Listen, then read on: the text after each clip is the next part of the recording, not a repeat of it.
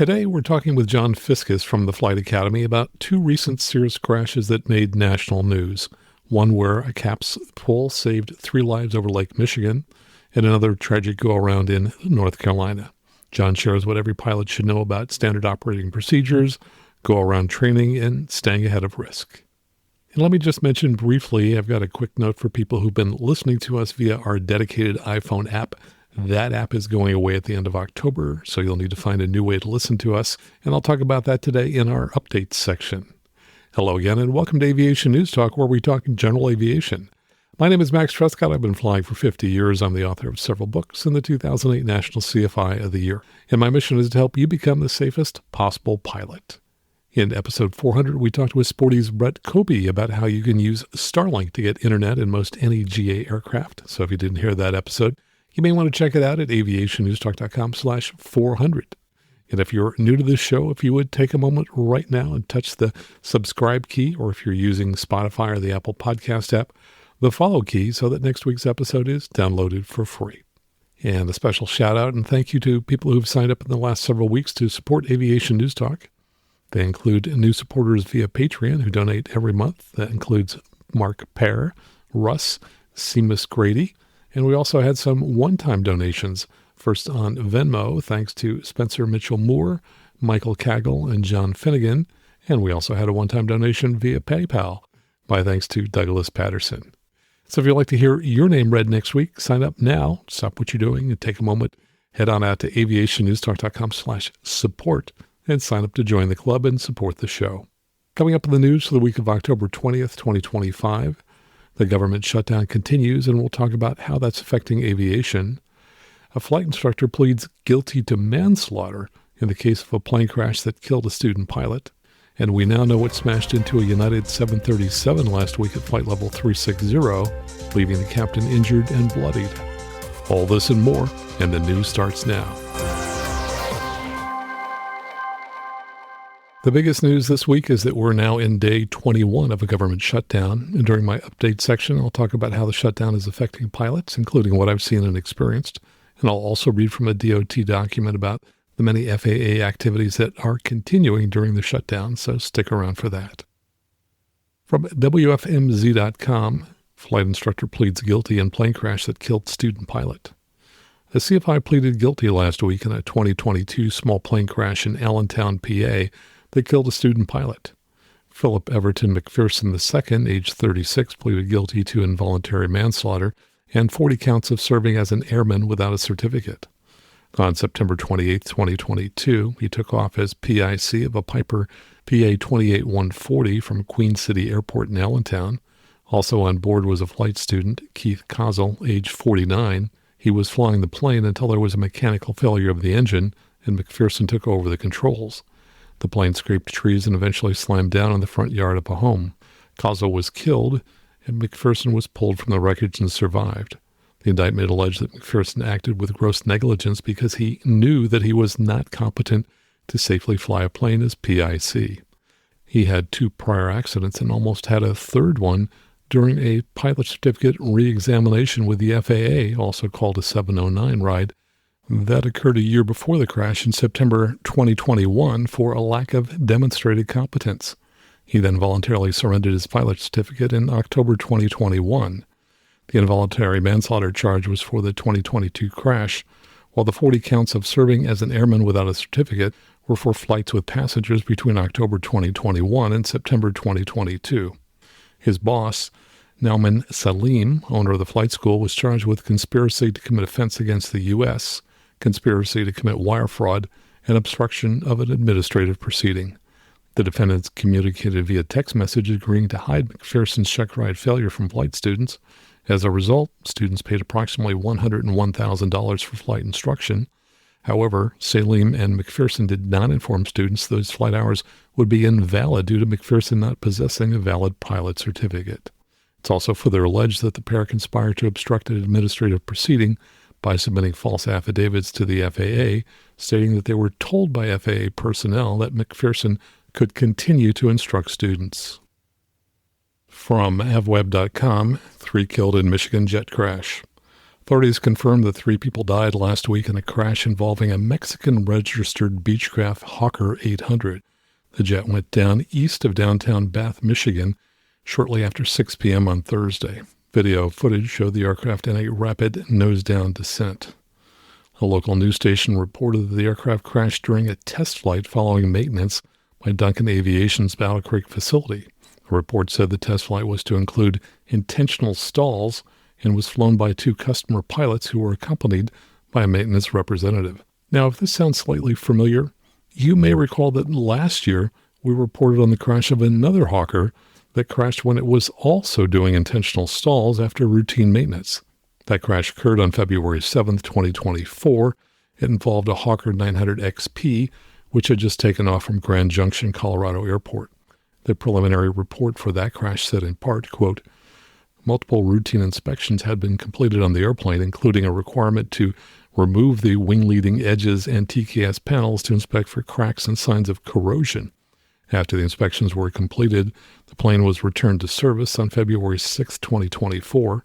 The flight crew had planned to fly the airplane from Grand Junction Airport to Gig Harbor, Washington on the day of the accident, during which time they would perform a stall warning and systems check in accordance with the airframe manufacturer's requirements. These requirements, which were listed in the POH, included a required altitude above 10,000 feet above ground level, 10,000 feet above clouds, and below 18,000 feet MSL. In addition, this flight check could only be conducted during day VMC with a good visual horizon, with the autopilot disengaged, an operative stall identification system, the external surfaces free of ice, the ventral tank empty, and weather radar on standby. And the report noted that the crew performed the test at 20,000 feet instead of below 18,000 feet, and it led to disorientation and a spin. Now, data from the most recent crash shows that it slowed from 250 knots to 100 knots, followed by a series of steep descents and climbs between 14,500 and 15,000 feet before making a rapid descent to the ground in less than 60 seconds. From GeneralAviationNews.com, pilot inadvertently retracts landing gear when he meant to retract flaps. And this comes from a final NTSB report. The pilot told investigators that during the landing rollout on a 3,000-foot-long runway at Franklin County Airport, KFSO, in Highgate, Vermont, he intended to retract the Piper PA-39's flaps, but instead retracted the landing gear. And a Piper PA-39, by the way, is a twin Comanche. The result was that all 3 landing gear retracted into their wheel wells during the landing roll. The airplane was equipped with a squat switch on the left main landing gear that was designed to prevent the landing gear from inadvertently retracting. However, the switch required that sufficient weight be on the landing gear in order to work effectively. The pilot told investigators, and a video of the landing confirmed, that the airplane was still moving at a relatively high speed when he selected the landing gear handle to the retracted position. The pilot added the squat switch was tested at the last annual inspection and that it operated normally during the inspection. Based on this information, it's likely that the aircraft's wings were still generating lift when the landing gear handle was selected to the retracted position. Probable cause, the pilot's inadvertent retraction of the landing gear during landing rollout, resulting in a landing gear collapse. And also from GeneralAviationNews.com, this is also a final NTSB report. Student hits fuel truck. The flight instructor and student pilot were practicing crosswind takeoffs and landings at the airport in Orangeburg, South Carolina. After completing 2 successful landings, the student pilot was taxiing back to the runway when the Cessna 172 drifted to the right and the right wing hit a fuel truck parked next to the taxiway. The impact resulted in substantial damage to the right wing. The CFI told investigators that there were no pre-accident mechanical malfunctions or failures. Probable cause, the student pilot's failure to maintain adequate clearance from a fuel truck while taxiing. Also contributing were the CFI's inadequate monitoring of the student pilot. And we had a similar incident to that. We had someone who was taxiing out, hit a fuel truck, and according to the people at the front desk, he immediately came to the front desk to explain how it was not his fault, which is kind of hard to explain when you're the one taxiing the aircraft and the fuel truck is parked. From AOPA.org, charter pilots sought for automation study. The FAA has contracted with MITRE Corporation to study how pilots operating under Part 135 charter utilize automation, and MITRE is scheduling phone interviews with pilots who have flown single-pilot operations in fixed-wing aircraft equipped with automated systems within the prior 90 days. Automation in the context of the study includes autopilots, autothrottles, and flight directors, and the study seeks to understand how the use of automated systems impacts manual flying skills. MITRE will provide $75 of compensation to participants who complete a 1-hour telephone interview in the coming weeks. Pilots who meet the study criteria can email MITRE to arrange the conversation. And of course, we'll have a link to that in the show notes if you're a charter pilot and would like to participate in the study. From GeneralAviationNews.com, pilot focuses too much on open engine cover and too little on flying the airplane. This also comes from a final NTSB report. It says, the pilot performed a pre-flight inspection at the airport in Sanford, Florida, of the Sequoia F-8L Falco before he initiated the startup and taxi without any anomalies. And by the way, the F-8L is an Italian-designed, lightweight, two-seat aerobatic aircraft. The report says, during the initial climb-out after takeoff, about 100 feet above ground level over the runway, an engine compartment access cover opened. The pilot called ATC and was cleared to land on a parallel runway. He continued in the traffic pattern but slowed the aircraft in hopes the access cover would not detach. He became focused on the open cover and let the airspeed decrease, which resulted in a buffet, the left wing dropping, and the airplane, quote, falling out of the sky. The airplane hit a taxiway and came to rest on the parallel runway, resulting in substantial damage. The pilot, who sustained minor injuries, told investigators that he, quote, focused way too much on the open engine cover and way too little on flying the airplane. The result was classic stall spin scenario, too close to the ground. Probable cause? The pilot's failure to maintain aircraft control after an engine access cover opened during the initial climb-out. From aeronews.net, SR22 pilot runs out of fuel and pulls caps. This is also from a final NTSB report. It says, on August 24th, 2025 in Granbury, Texas, Cirrus SR22, November 376 Charlie Delta, the pilot reported the purpose of the flight was to continue the new engine break-in process. He departed with 46 total gallons of fuel, but did not know the exact amount in each tank. During the flight, he switched fuel tanks at a fuel consumption interval of 10 gallons. As he turned back toward the airport, he noted 14 gallons in the right tank and 4.5 gallons in the left tank. He intended to utilize the left tank until he started a descent, at which time he would switch to the right tank. About 18 miles from the airport, he felt the airplane decelerate, so he turned on the fuel boost pump and advanced the mixture and throttle controls, but did not switch fuel tanks. He diverted to a nearby airport but was unable to reach it, so he activated the CAPS parachute. The airplane descended to the ground under the parachute canopy and landed hard, resulting in substantial damage to the right wing. The pilot reported that he forgot to switch fuel tanks as he had intended and exhausted the fuel in the left tank. Examination of the aircraft revealed 14 gallons of fuel in the right tank and trace amounts of fuel in the left tank which had remained intact. Probable cause, the pilot's inadequate fuel management, which resulted in a total loss of engine power due to fuel starvation. From GeneralAviationNews.com, pilot crashes while planning out his own runway. This also is a final NTSB report. It says, the Quicksilver Sport 2 pilot told investigators that he was making a simulated landing approach to determine clearance requirements for a runway he was planning to put on his property near Welch, Louisiana. He said that during the approach, there was a slight tailwind, and he flew about 6 to 7 feet above the ground during the approach. There was a fence that crossed the approach path. The pilot surmised that as he approached the fence and added power. The airplane settled and the tail skid caught the top wire of the electric fence, which altered the aircraft's trajectory. The airplane hit a building on the property and then the ground. The airplane sustained substantial damage to the left wing and fuselage, while the pilot sustained minor injuries. Probable cause, the pilot's failure to maintain sufficient altitude from obstacles during the simulated landing approach, which led to a collision with a fence and a building. And I don't know the proper way to plan out your own runway, but this probably is not the best way to do it. And finally, from paddleyourown.canoe.com, we now know what smashed into the cockpit window of a United Airlines Boeing 737 that left the captain injured and bloodied. An AI company's weather balloon was the most likely culprit, the tech firm's CEO has admitted. The co-founder of an AI weather forecasting service based in Silicon Valley has admitted that one of his company's high-altitude weather balloons was most likely behind a terrifying incident aboard a United Boeing 737 MAX last week that shattered a cockpit window and showered the captain in broken glass, leaving him covered in his own blood. Late on Monday, John Dean, the co-founder and chief executive of Windborne Systems, said that he learned that one of the company's balloons could have been the cause of the high-altitude collision. The incident occurred on October 16th as United Flight 1093 from Denver to L.A. was flying at flight level 360 above Utah. Moments before the collision, the captain saw something flying toward the cockpit window from above the plane. The object impacted the top corner of the main windscreen on the first officer's side of the cockpit, shattering both the inner and outer panels of the windscreen. Broken glass was sprayed across the cockpit, lacerating the captain's arm. Thankfully, the vinyl inner layer of the windscreen remained intact, and the pilots were able to get the plane down to a safe altitude before making an emergency diversion to Salt Lake City. A high-altitude weather balloon was one of the leading theories behind the cause of the accident, although investigators were even looking into the possibility that the plane had been struck by space debris that had re-entered the Earth's atmosphere. Dean explained, quote, Windborne operates a constellation of long-duration, lightweight weather balloons to improve weather forecasting, with much of our data going to both U.S. and international governments.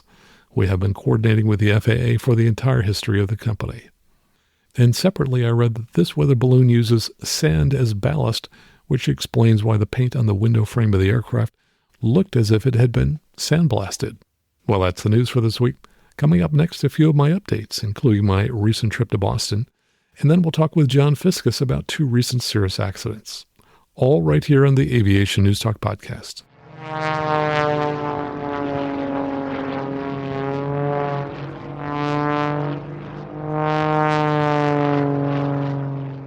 And now let's get to the good news. First, congratulations to patron supporter Rich H., who says, Hey Max, got my sport pilot certificate almost 4 months ago, and today I got my AGI certificate. So that's the Advanced Ground Instructor Certificate, which is a good stepping stone toward becoming a CFI. So congratulations to you, Rich. And if you have good news to share, just head on out to aviationnewstalk.com and click on Contact at the top of the page and let me know about that. And first, I need to talk about our dedicated iPhone app, which a lot of you use to listen to this show. Now, this only applies to some iPhone users. If you're listening by using a general purpose app, such as Apple Podcast app or Spotify, which lets you listen to lots of different podcasts, then you are fine, and this does not apply to you. And by the way, the icon for the Apple Podcast app is purple. So if you're using that purple app, you are good, and you can skip ahead about 1 minute. But if the app you use to listen to us only lets you listen to this podcast and no other podcast, then you're going to have to make a change in the way you listen to us after October 31st, 2025. And an easy way to tell if you're using this app is to look on the home screen of your iPhone, scroll through all the apps until you find the one that you're using to listen to us. And when you look at the icon for that app, if you see the words Aviation News Talk and our logo, well, you're using that dedicated app, and you're going to need to find a new way to listen to us. And by the way, it's not my choice to make the app go away. The service we use for hosting this podcast has decided to do away with their dedicated apps. Now, I'm going to look into getting another app in the future, but in the meantime, you'll need to find a different way to listen to this show. Now, the easiest way to do that on an iPhone is to search in your apps using the word podcast. That should bring up the purple app for Apple Podcast app, which should already be installed on your phone. Open that app and touch the search bar in the lower right corner of the app. Then type in the search bar the words Aviation News Talk, 3 separate words, and you should see our logo. Touch that logo, and at the top of the screen, touch the follow key, and you'll now be able to listen to this show using that app. And let me mention a couple recent episodes of some of our other shows. Please check out episode 13 of NTSB News Talk, in which we have an interview with NTSB board member Michael Graham. And just to give you an idea of the kind of attention that show is getting, the NTSB reached out to us to see if we'd like to have member Graham on the show. And of course, we said yes. And separately, the final report is out on the accident that occurred 2 years ago that killed the vice president of AOPA's Air Safety Institute. And we talk about that accident and others in detail in episode 14 of NTSB News Talk. Also, you may want to check out episode 121 of the Rotary Wing Show, in which we talk about a helicopter accident that shows what can happen to any pilot in any type of aircraft when complacency sets in. CFI Jay Bunning joins me, and we talk about how distraction, over-reliance on the autopilot, and a strong gust led to a low-G mast bumping event in a Robinson R-66 that turned deadly in just 3.5 seconds. And we talk about what you need to do to spot the warning signs of turbulence ahead of time. So to hear that episode and any of our other podcasts, go to our network website, which is aviationnewstalknetwork.com, or wherever you go to get your podcast. And as I've mentioned in the past, I write for Flying Magazine, and articles that I write tend to come out online free for everybody after a couple of months. And they have just posted a link to an article that I wrote on the Potomac midair collision. And I talk a little bit about ADS-BN and how important that is. So I'll include a link to that in our show notes. And I'm just back from a 6-day trip to Boston. Of course, it's 1 day to get there, and I then spent 5 days flying a Vision jet around the eastern half of the U.S. And I'll talk about that trip in detail in our next episode of this show, which will be episode 402, so you'll want to hear that. And now let's talk for a couple minutes about the shutdown. I'll read in a moment from a Department of Transportation document about what services are still available from the FAA during the shutdown. But first, here's a quick recap of recent headlines about the shutdown and how it's affecting aviation. Some of these headlines come from avweb.com. The FAA Academy in Oklahoma City is expecting to close by the end of the month if government shutdown continues, which means that training of new air traffic controllers will stop, which will delay adding new controllers to the workforce. Another headline says FAA confirms Austin, Texas ground stop as air traffic workers nationwide hand out flyers and miss paychecks as government shutdown enters third week. And I'm sure that you heard that early in the shutdown, the Burbank, California tower was unstaffed for 6 hours. According to the FAA, in addition to that, the Nashville tower was closed at around 5 p.m. on October 7th and remained unstaffed until early the next morning, only resuming, quote, normal staffing levels at about 6:40 a.m. the next day. During the outage, departing flights faced average delays of roughly 2 hours, and dozens of flights were grounded entirely. And this comes from federalnewsnetwork.com. It says, since the shutdown began October 1st, the FAA has reported controller shortages in cities across the U.S., from airports in Boston and Philadelphia to control centers in Atlanta and Houston. Flight delays have spread to airports in Nashville, Dallas, Newark, and more.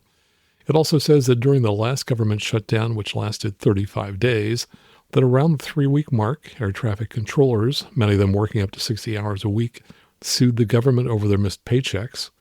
One terminal at the Miami International Airport was forced to close because security screeners were calling out sick in large numbers. And apparently, during that shutdown, controllers received 2 paychecks for $0. But there's another story in the New York Times which suggests that pressure from controllers was not a major factor in ending that shutdown. From the New York Times, it says, controllers missing work was widely cited as the reason the last shutdown came to an end. But that assumption might have been overblown, according to controllers, aviation safety experts, and congressional aides. Nick Daniels, president of National Air Traffic Controllers Association, or NATCA, said that narrative is false. He argued that staffing dips in 2019 and in the prior few weeks, which caused the FAA to slow air traffic at some major airports, were troubling but normal. And here's another headline that says, government shutdown pulls U.S. military aircraft from air shows. And U.S. military aircraft were pulled from the Pacific Air Show in Huntington Beach. The Blue Angels also didn't perform in Fleet Week in San Francisco a couple weeks ago. And another story says Transportation Secretary Sean Duffy said that 53% of system delays are now tied to controller shortages as FAA facilities report strain. That's a sharp rise from an average of 5% before the current shutdown. Duffy said roughly 10% of controllers have been calling in sick as the funding lapse continues, contributing to a wave of cancellations and extended ground holds at major airports. Duffy also said that while air traffic operations remain safe, reduced staffing has required slower traffic flow nationwide, resulting in mounting delays as the shutdown continues. And another headline says the shutdown is delaying long-needed efforts to overhaul the FAA's aging technology and infrastructure. Progress on a multi-million-dollar modernization program is currently on hold.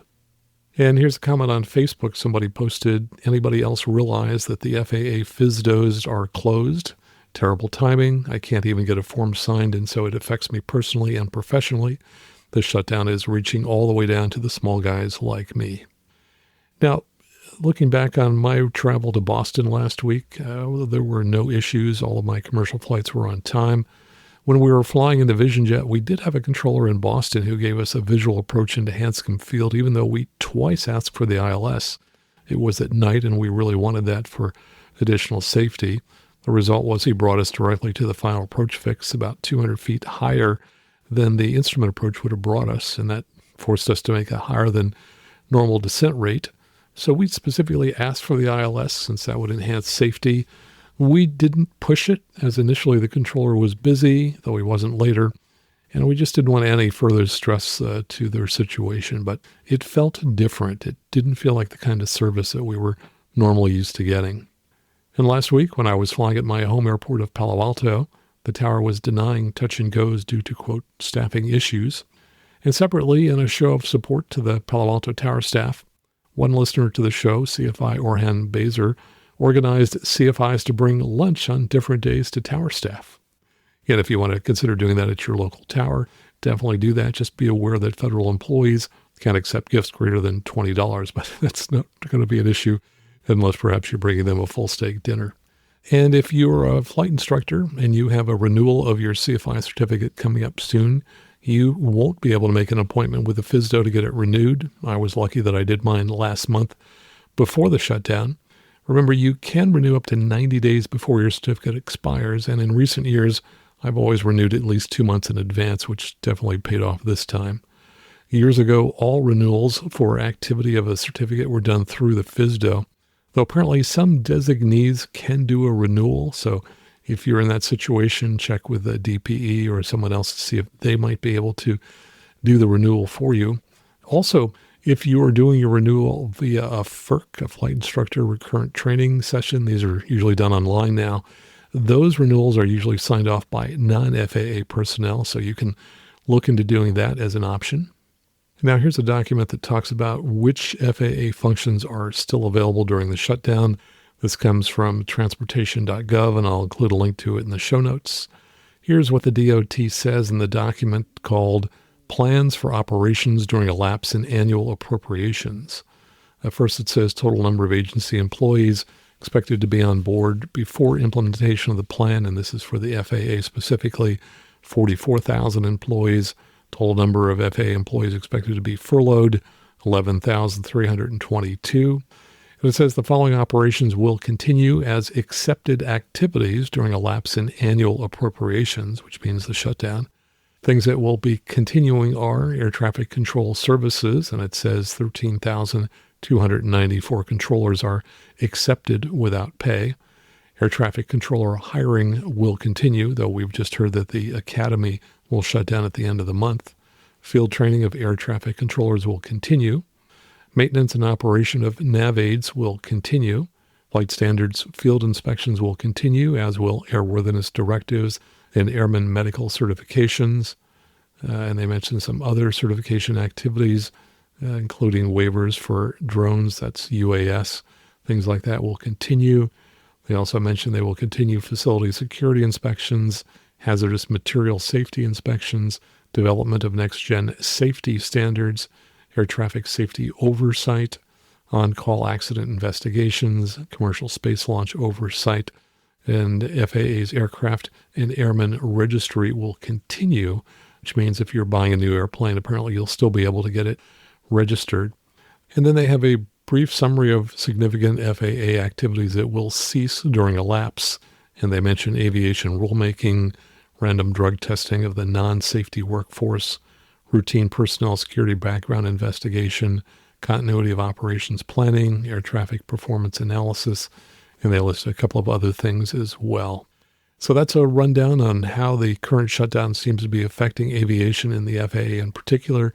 If you've come across something that you've seen that's been affected, send me a note. Of course, as always, the best way to contact me is to go out to aviationnewstalk.com and click on Contact at the top of the page. Coming up next, our conversation with John Fiscus about 2 recent Cirrus accidents, all right here on the Aviation News Talk podcast.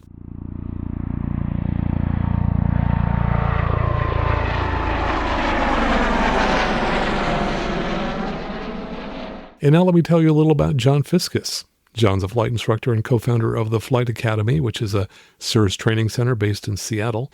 He's type-rated in the SF-50 Vision Jet and is frequently teaching in the jet simulators in Knoxville, Tennessee. For the past 24 years, virtually all of his teaching hours have been in Cirrus, and he's generally acknowledged to be the highest time instructor in Cirrus aircraft. in the world. And now here's our conversation with John Fiscus. John, welcome to the show. Great to have you back again. Good to be back, Max. Well, I got in contact with you because about a week ago, I saw a long email that you sent to your staff and flight instructors about a couple of recent accidents, complete with images and ground tracks and photos. Now, I imagine that took you a couple of hours to research and write. What motivates you to take the time to do that?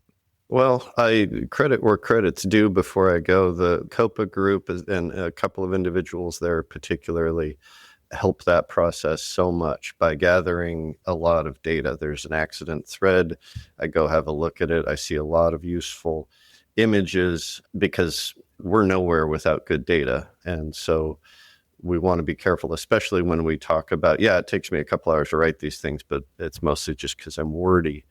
But I also believe in thoroughness. So I write these emails to flight instructors. We've both seen a lot of accidents and we've seen a lot of commonalities in the accidents. And that's what I want to draw the flight instructors' attention to, is while I may not know exactly what happened in this case, this looks like the 30 other times that this same end conclusion happened. And so I want to be thorough. I want to give all the data because that's where I got these conclusions, and then give some takeaways, some red flags, some things that aren't obvious to pilots and even instructors that have been doing it for a few years, which we're going to talk about. So I like to do that very thoroughly because I think that's how we can head off some of these accidents, at least. And COPA is the Cirrus Owner Pilots Association at cirruspilots.org. Now, what kind of common themes do you see as you think about accidents over the last 25 years? Which ones just keep reoccurring and kind of get your goat? Yeah, it's frustrating because there's usually nothing new under the sun. When we talk about accidents, there's just a few different flavors on a theme, right? But the most common ones are a personal minimums exceedance, putting a pilot in a situation that they're one system failure or one misused system away from crash and death in some cases, which often will occur. I mean, granted, these systems are pretty solid, but there's no really great solution for a pilot that doesn't know how their systems work, but they think they know how their system works. So it's those kinds of personal minimums, deviations with a reliance on the technology to save them, which to its credit often does and will protect people. The other one is a deviation from SOP. We do things the same way to get consistent outcomes, and this is one more for the more experienced pilots. Most of us have heard of the book, The Killing Zone, where it talks about the 500-hour, accident statistics show an increased trend as pilots get more experienced. And it's because of what I think I remember Mike Goulian gave a speech a few years ago at the CX convention about the normalization of deviance, where we have people starting to take just small steps, but you multiply these small steps away from SOP over a few years. If you take just a tiny little step once a year away, eventually, after 20 years, you've got some really big steps away. And then you've got people launching into IMC with no clearance or not doing annual inspections or whatever kinds of stuff that we all know are good and true. But deviating from SOP is one of the big themes in most fatal accidents. And or personal minimums, which arguably is an SOP, being another one of the big. Yeah, so standard operating procedures, really critical, something that I don't think that people really fully understand when they first learn to fly, unless they've had a rather disciplined flight training regimen. Certainly those things, I think, get beat into professional pilots as they move into their careers, but for the people who are flying avocationally on the weekends, they may not fully understand that there's a benefit to doing things the same way every time. And that if you find yourself in a situation where you're not doing things the same way, that should be a red flag. You ought to really examine that closely and kind of figure out, what's going on here? Why am I not doing things the way I normally do? Not to diverge too much, but that reminds me of a thing. Airline pilots and pro pilots, a thing that I tell my customers quite often, they are not that much better than the standard pilot. They're just as human, but they have what you just said, Max, reminded me of it. They have those SOPs. They have the standardized way of doing things. That's what makes them a lot safer. They train a little bit more frequently every 6 months, and they absolutely follow the routine procedure. And it's when we see deviations from those in the professional world as well, where we see accidents start to come in. So yeah, that airline pilot flying the airplane, for better or for worse, is not a ton better than a GA pilot. They just have better procedurals and maybe the enforced discipline to follow those procedures. Are they good pilots? I'm not slighting the airline pilots watching this, but I've flown enough with y'all to know better about pro pilots. Good procedures are absolutely critical, and it's one of the key secrets that we're trying to steal and pull into general aviation for our own use. Well, let's talk about our first accident, which fortunately had a good outcome, so a good place to start. Tell us the story behind November 121 Juliet Bravo, a Cirrus that went down in Lake Michigan on September the 11th. Yeah, so that one was a really interesting accident because it uncovers a couple of things that I would dare say are not necessarily super obvious to everybody. Spoiler straight to the end, we have 3 people who are just fine right now. And you don't often hear that of airplanes going down into Lake Michigan, which is an incredibly cold lake. Even in the middle of summer, it's a very cold lake. I'm going to say this and it's going to sound weird, but fortunately, the engine failure that precipitated the caps pull happened close enough to shore that they were able to be recovered. And, I don't know for sure, but the water may have been a tiny bit warmer, but we're still talking like 50s, upper 50s, low 60s as far as water temp goes, and that is not pleasant. So they started climbing out of the water from MKE, and they were in the water about 20 minutes after that.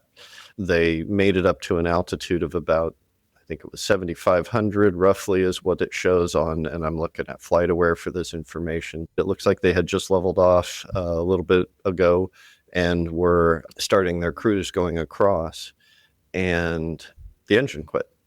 And I don't know in this case if I can state this is what happened. I don't know what's happened, so speculation alert. But it is common for engine failure events to immediately follow some kind of movement of those levers, right? Power or mixture or something like that. That's really common.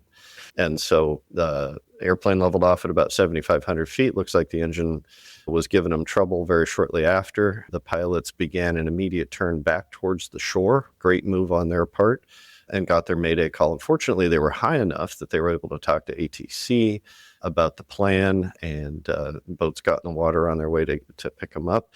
We also had a good Samaritan after the parachute was deployed.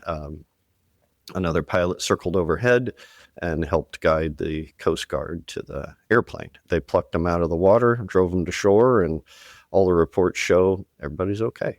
So we had a great outcome, but there's a lot more to the story. Tell us about some of your post-accident analysis of what went well and what didn't go so well. Yeah, and I want to be very clear in stating this.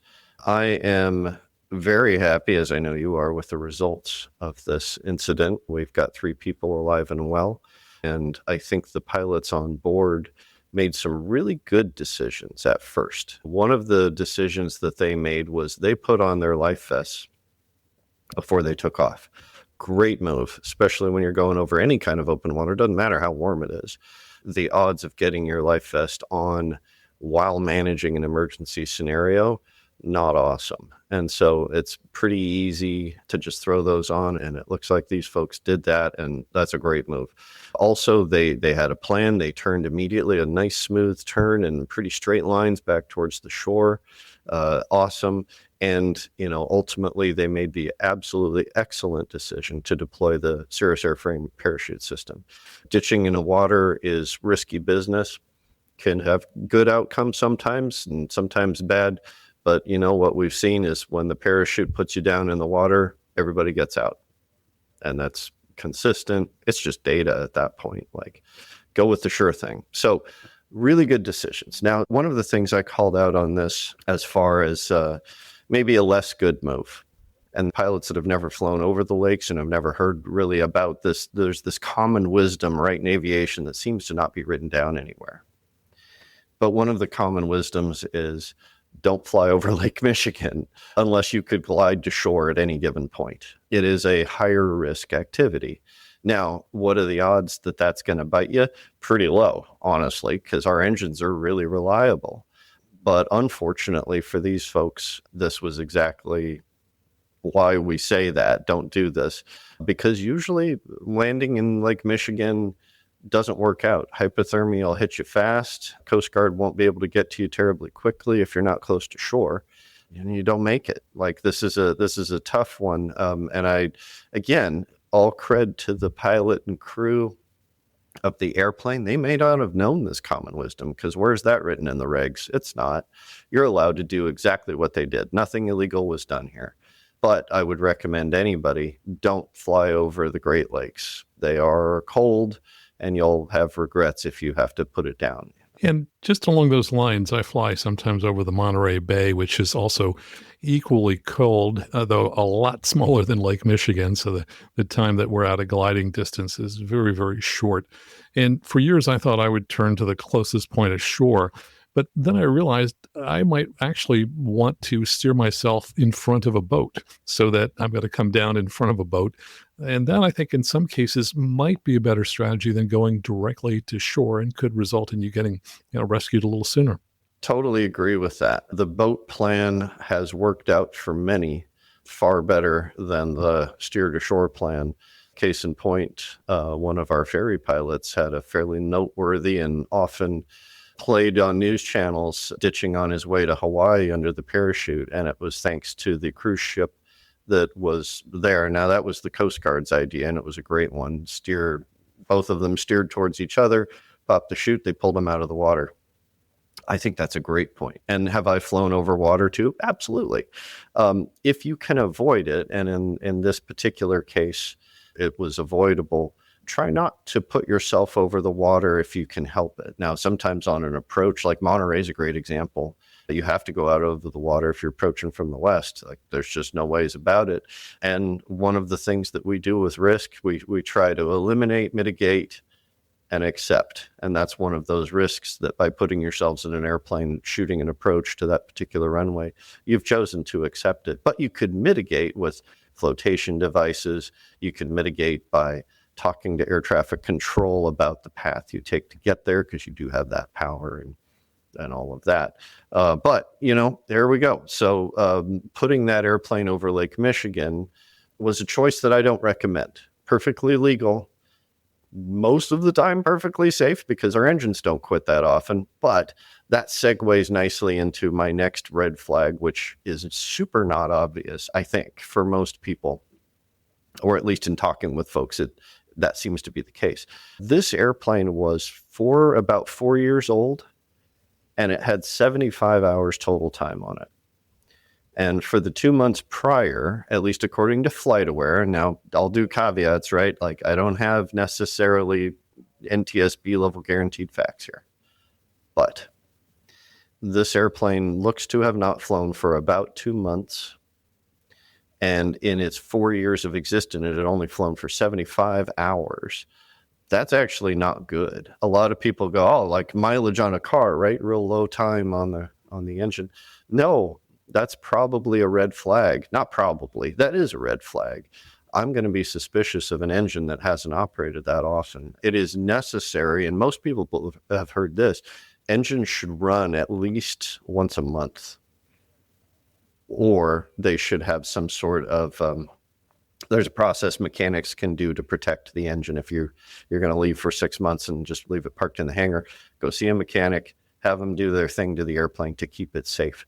There's various fluids. Oil is one of the most common one that cover things. But if you leave it sitting for a long time, the oil doesn't circulate. It drips down. It uncovers parts of your engine that you may not be able to see with a bore scope or other basic pre-buy inspection, that could put your engine in a precarious situation. I'm totally guessing in this case, but man, that engine quit very shortly after departure, and it had barely flown. I don't know if there were any indications of it, and there may well have been none on the MFD of what the engine was about to do to them. So the takeaway there is you got an airplane that hasn't flown much at all in the last several months or years. It becomes suspect of it. Make it prove to you that it's safe and put it in places that you would assume the engine is going to quit. So with the Cirrus, it's a little bit easier decision making. We've got our pre-takeoff briefing. As soon as you're above 500 for G1 to 3 or 600 for G5 and onward, you're at a viable parachute altitude. So if you lose the engine, you've got that plan. But a nice long run up and a very thorough inspection, totally. And I don't know that they didn't do any of those things. Heck, they probably did. Let's just give them the benefit of the doubt. But regardless, a good run up and all that doesn't necessarily reveal everything. Well, so good outcome, which is great. We're always happy to see those. Let's talk about the second accident where, unfortunately, we had a very different outcome. This involved November 218 Victor Bravo. It occurred at Franklin County Airport in Franklin, North Carolina on September 18th, 2025. So tell us about that flight. Okay, yeah. So we had an accident that involved the loss of life of a family of 3 on the way into North Carolina Airport, Franklin. It was a nice day, not much in the way of clouds, virtually no wind. All the METARs are recorded for prior and after the accident in the area, so we can at least see that detail. And thanks to FlightAware and ADS-B, we can see a lot of information about where the airplane flew, what its altitudes and speeds were, and an estimation on their descent rates and some things like that.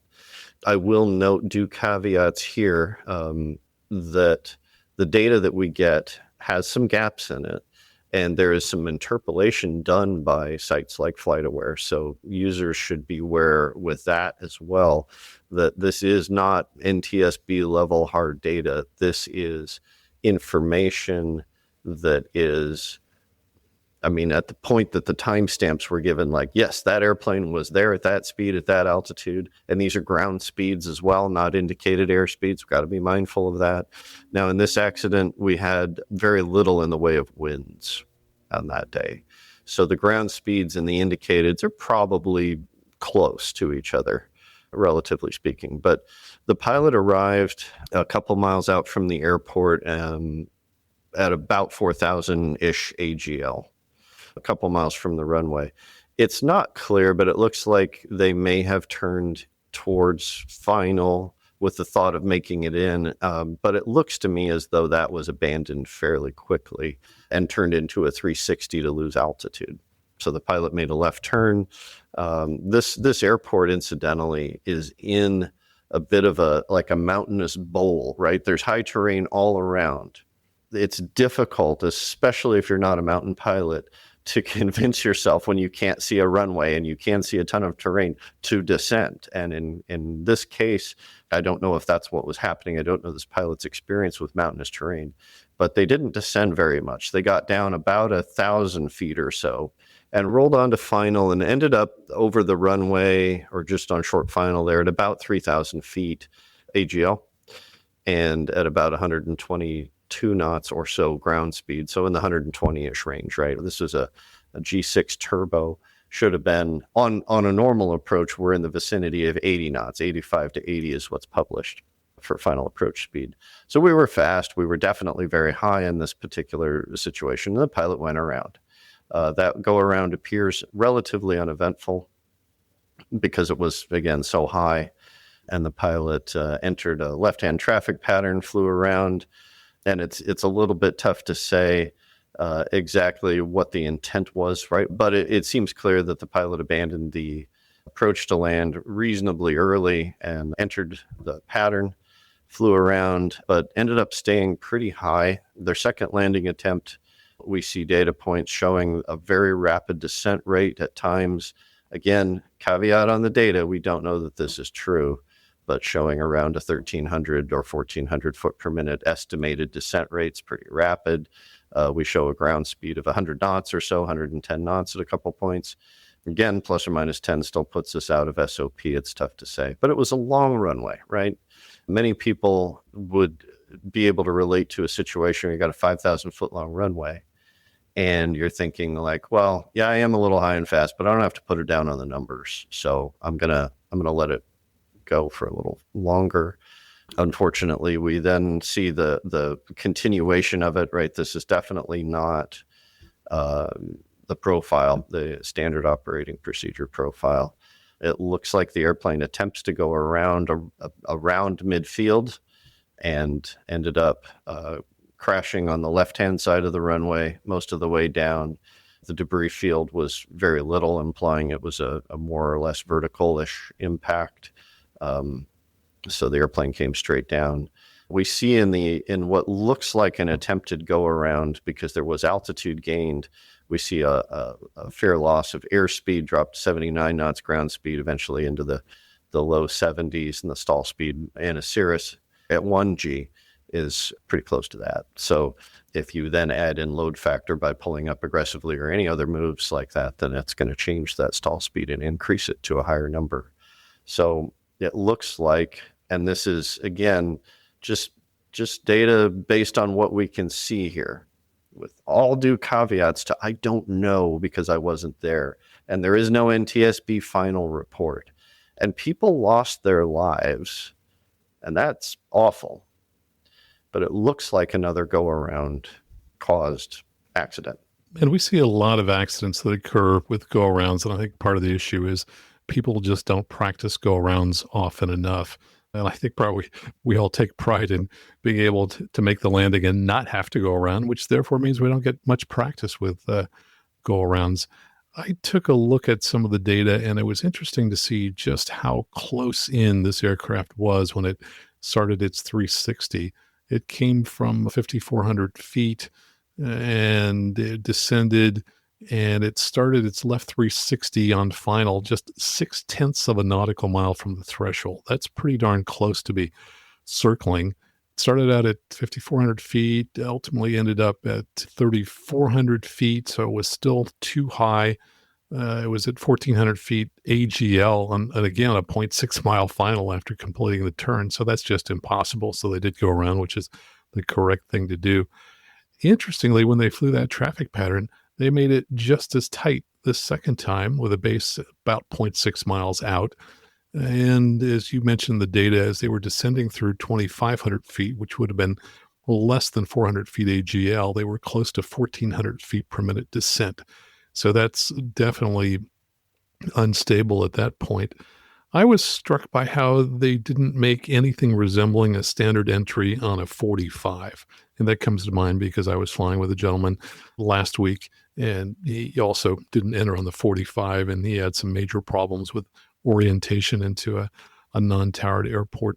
Now, you mentioned the terrain, and there was a peak that on the sectional shows 5,062 feet. From the direction they came from. So obviously that's why they were high. The area, as you mentioned, is down in a bowl. But I noticed something interesting. There's a river and a road that runs through the valley to the northwest of the airport. And that valley gets down at least as low as 2,500 feet. So very close to field elevation.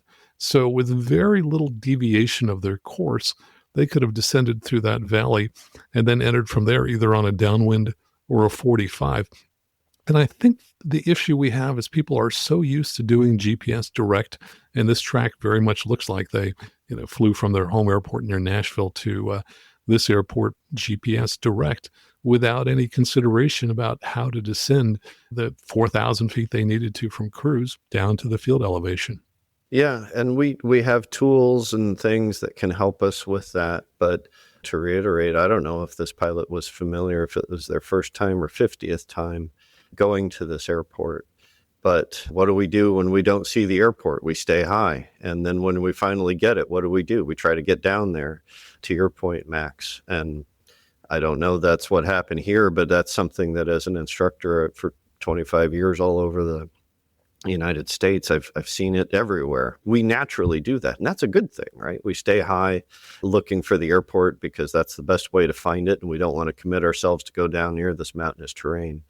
But then you've kind of boxed yourself in, so to speak, and you've got to get the airplane down now that you've identified the airport. How do you do that and not lose it? And that's usually, in my experience, why pilots cling close to a runway. like what you're describing, is I don't want to lose sight of it, so I better stay pretty close to it. That's just something that this particular case of facts make me think about. Is that what happened here? Yeah, I don't know. But it's definitely, so back to our initial point, it's not standard. And one of the other things that this made me think about is, like, was it a simple issue of pilot skill on a go around? I don't necessarily know that that's what it, like the physical ability to push the power up and to clean up and climb and all of that. Oftentimes it's never quite that simple. There are some scenarios that I can think of, and I did that as I was training one of my new instructors a couple of days ago. We go through a lot of turbo systems discussions and the way that it can get you as an instructor in trouble because your student could potentially do something really bad, and you may not see it coming because you're paying attention to 12 other things, and it was the 13th thing that got you. So there's a couple of ways that this could have played out. A turbocharged airplane, if you push the throttle forward too aggressively, too quickly, which is common in a go around, because we're usually not planning, as you said, Max, we're not planning to go around until we are, and that wasn't the plan anyway. And so the response is often a little bit of a flinch, a quick move. That's not a good idea with a turbocharged airplane. You can basically flood out the engine by moving so quickly that you jam the throttle forward, and the turbine and therefore the compressor are spooled down, so you don't have the power, and the airplane stumbles or even quits. I don't know if you've had that happen to you before. You have, yeah. I have too. And Cirrus has a number of technological devices, the slope controller is part of it, to try to help prevent those sorts of problems, but you can overcome it. I mean, it's just a bit of a protection, but it's not bulletproof. So that could have been a thing that causes a loss of power, right? And that which case going around is going to be really tough to do. It could be probably one of the more common things that I've ever seen, and I know you're going to know exactly where I'm going, is every instructor and most pilots listening to this, if they're honest, you come into an airport that you can't find, right? So you're a bit distracted. You're looking for that airport. You're staying a little bit high to try to find it. This is, again, me not saying this scenario, but I've seen it over and over and over again. So you end up, for whatever reason, you got really busy and distracted, and then you find the place that you're going. So now you focus on the task at hand. I've got to communicate. I've got to manipulate my airplane and put it in the right place, because it's not in the right place because I couldn't find the airport I was looking at, or I was distracted, whatever. Any number of things that lead to this distraction. And then we come down and we enter the pattern and we come around and we do our thing. And now we're on short final, and you need to go around.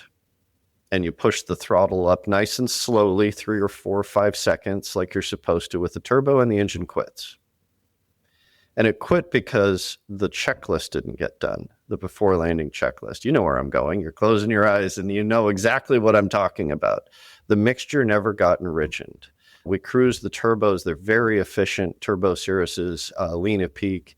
We can make them go really fast. It's very good on the engine. It runs at low pressures and temperatures. It's wonderful.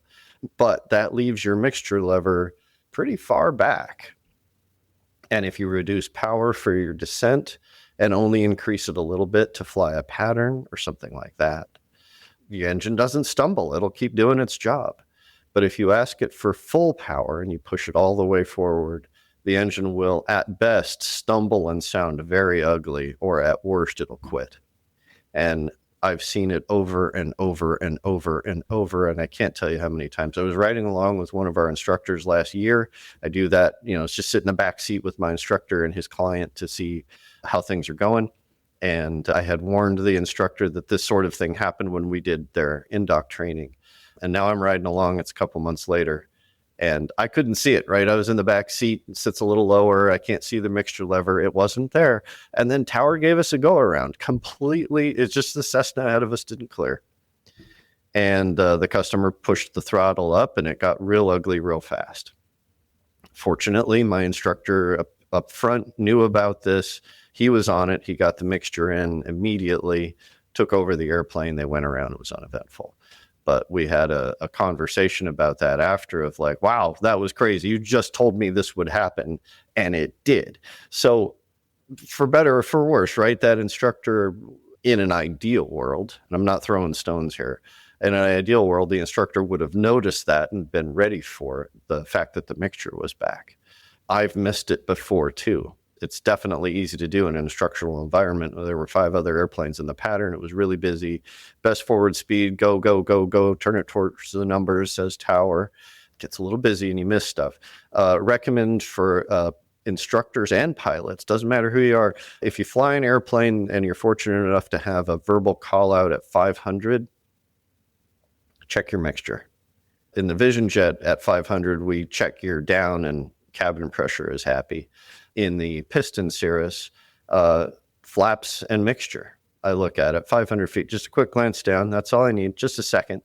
But 500, train yourself to use that trigger to glance down there, because that can save you. And we have had other accidents. In one case, a chute pull happened because the mixture was back too far. The pilot attempted to apply power. Engine stumbled. It was interpreted as an engine failure because, the engine was quitting. And he deployed, and he was actually fine. He landed on a pickup truck, I think, but everybody was unhurt. So cool outcome there.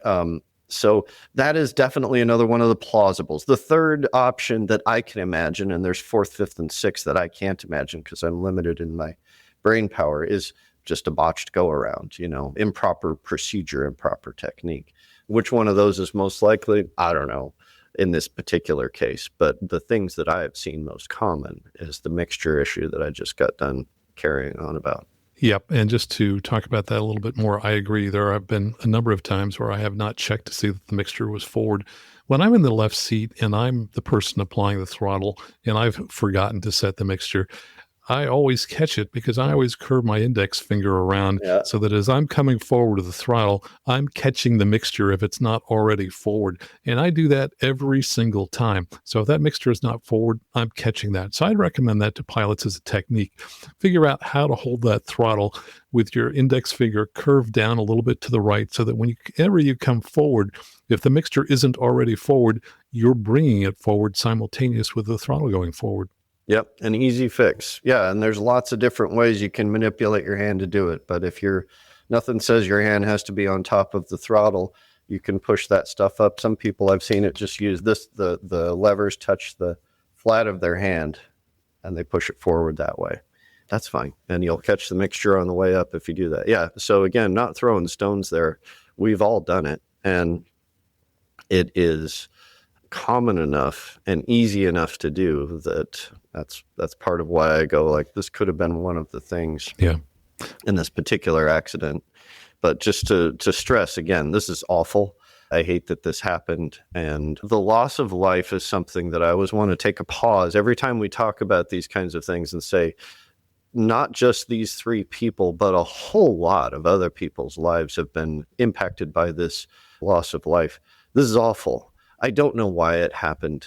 We can't say exactly. We know some facts about where the airplane was and where it ended up, but we can't know. We can't know that the pilot didn't have a heart attack. We can't know that a bird didn't fly through the windshield at just the wrong time. Crazy stuff. You and I have been doing this a long time too. Right when we think that we're the smartest guys in the room and we know exactly what caused the accident, we find out we were totally wrong. And the value, I think, in having these conversations is not being able to talk about the one thing that happened, but the half a dozen things that happen very commonly over and over and over again. And if we get people to avoid those, that's the true value. Let me mention one other thing. You mentioned a botched go-around. One of the things that I see most commonly done incorrectly on a go-around, and you know what I'm going to say, I'm sure, is failure to apply a right rudder as people are bringing that throttle forward. So what I always coach people is, whenever the throttle is going forward, in other words, whenever your hand is going forward, make sure that the entire right side of your body is also going forward. So I just imagine my whole right side of the body is linked together. When my hand goes forward, my foot goes forward as well. And that helps solve that particular issue with go-arounds. Yeah, a very good point. It is so frustrating that almost all of the go-around fatals, not all, but almost all, the wreckage ends up in the same spot, left side of the runway, 3/4 of the way down. And there's a reason it's on the left side of the runway, and you've just articulated it perfectly. Yep, we need to use those rudders. Well, John, if you will tell us just briefly about your flight school in Seattle and what kinds of things you offer for people who might be inclined to head up your way. Sure. So we're the Flight Academy. That's our company's name. We specialize exclusively in Cirrus flight instruction. That's all we've ever done. Last August was our 23rd birthday for Cirrus flying, and it's my 25th year of full-time Cirrus flight instruction this year. Started in 2000. We do private license training, instrument training. We even do some commercials and some CFI and double I, although I'd say that's a little more rare. We travel all over the country, all over the world. We'll send our instructors to the home base of our customer, and they'll work in their airplane at their home base in pursuit of these training goals, private instrument. And we've got full syllabuses, and we use all of that stuff to get a nice structured, predictable outcome on the training. That's kind of us in a nutshell. We do some trips and we fly over the ocean every now and again too, but that's a little bit of an aside. So, and where do people go to find you on the web? They can find us at theflightacademy.com. Remember the at the beginning of it. We are not Flight Academy. We are the Flight Academy. John, thanks so much for joining us here today. It's my pleasure, Max, and it's always great to talk with you. And my thanks to John Fiscus for joining us here today. You can find out more about his work by going out on the web to theflightacademy.com. And just a reminder that I love hearing from you, and I read many of your emails on the show. If you'd like to send me a message, just go out to aviationnewstalk.com, click on Contact at the top of the page. That's absolutely the best way to send me a message.